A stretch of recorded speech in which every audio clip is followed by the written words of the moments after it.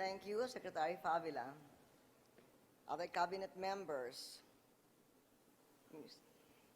Mr. Chang, Don Emilio, Ambassador Choi, other officials of the Philippine government, leaders of the business community, both of Korea and of the Philippines, ladies and gentlemen. To our Korean friends, first of all, welcome to the Philippines.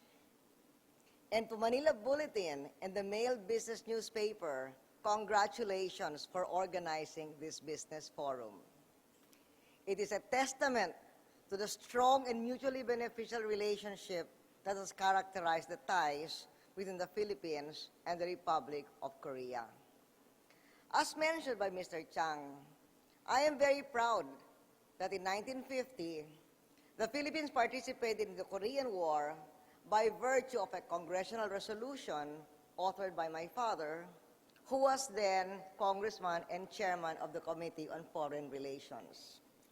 And I am very proud that in recognition of this, when my father retired after 1965, he was invited to go to Korea, and he brought me along, where he received an award of appreciation from the Korean government.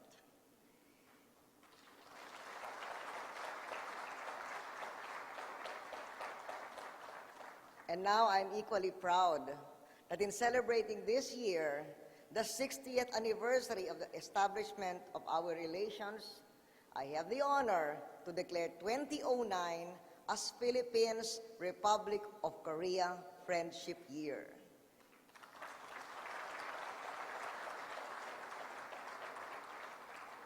And the coming March 3rd as our Friendship Day.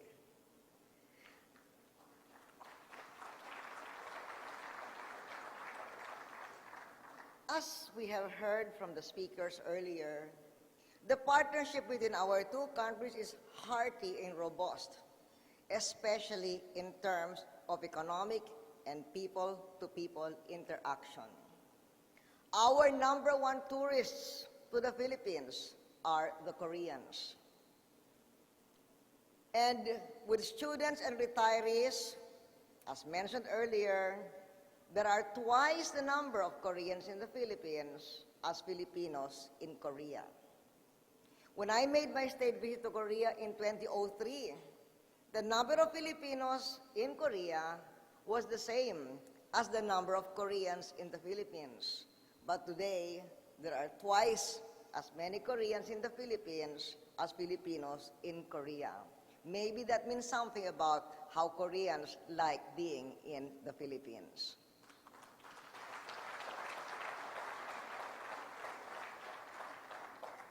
As mentioned by Mike Varela, Korean companies are among the country's largest investors.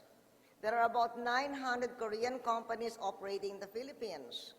Among them, such marquee names as Hanjin Heavy Industries, Samsung, LG, Eastern Group, and the Korea Electric Power Corporation. The billions of dollars that they have injected into the Philippines, particularly Hanjin's factories in Subic and Misamis Oriental, KEPCO's power plants in Batangas and Rizal, and now, as of this week, Samsung's logistics hub in Clark. All of these not only demonstrate the Korean private sector's belief and confidence in the Philippine economy, but also the Korean people's willingness to help uplift the lot of the Filipinos by providing thousands of good jobs and creating opportunities for livelihood. And I am glad that now we have this business delegation to look at more opportunities in the Philippines. The Philippines has weathered the initial global shocks of the world economic crisis quite well because of the painful reform medicine we took several years ago. We took our economic medicine through fundamental economic reform by raising taxes, cutting down on smuggling, reforming our tax collection system and our banking laws and regulations.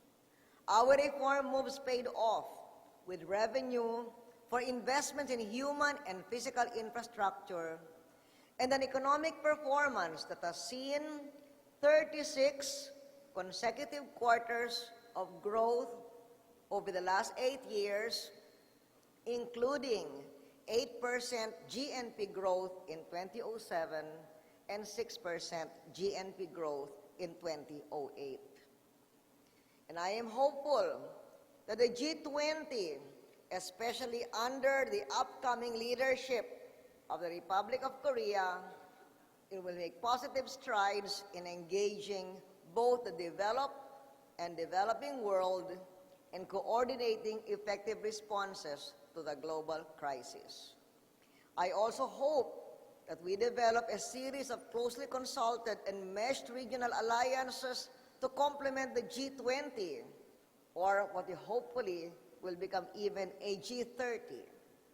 For example, the countries of ASEAN, Korea, China, and Japan have reiterated the agreement to set up a multi-billion-dollar multilateral foreign exchange reserve pool through what we call an enhanced Chiang Mai initiative to ensure liquidity in our region and thereby contribute stability in the world.